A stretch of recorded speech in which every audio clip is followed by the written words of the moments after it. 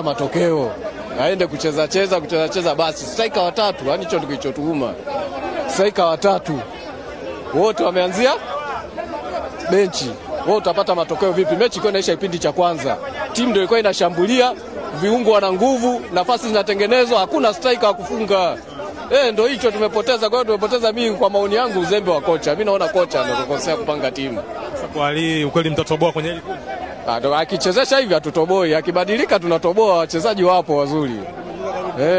Abadilike, tumecheza kama ugenini, una defense uchezeshi striker. Ndio hivyo. Unaweza kusema hili kundi sasa hivi lishakuwa ndo kundi la kifo. Hili kundi lishakuwa gumu kwetu. Kwa mwanzo bado, lakini ikiendelea hivi kupita tunapita. Majina yako? Majina naitwa Amili. Amili Juma. Majina yako? Abubakar. Unasema kupita mnapita kivipi? Kupita tunapita, sawa, lakini kocha anatakiwa abadilike. Kupita tunapita. Shabaraka amesema wataenda kuongea na kocha kupitia kamati ya mashindano. Amesema wataenda kuongea na kocha leo kupitia kamati ya mashindano. Unahisi hamtamvuruga? Hawezi. Hamna. Hawezi kuvuruga.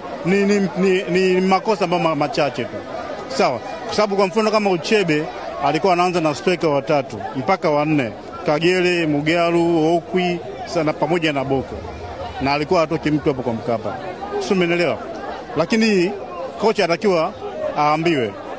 Ni makosa madogo. Kupita tunapita. Mimi sina shaka na kundi, kupita tunapita. Na inshallah tutaongoza kundi. Majina yako? Kama kawaida, Alikiumbepe, kibegi cha makombe cha wanasimba kindakindaki unstoppable wazee wanyama mwingi. Kwa hali kweli kibegi kitachopokea chochote? Kwa hali hii inawezekana kwenye Simba, lakini hivi sasa tumeanza vibaya kwa sababu moja ya kitu ambacho tulitarajia sio kitu ambacho tumekipata.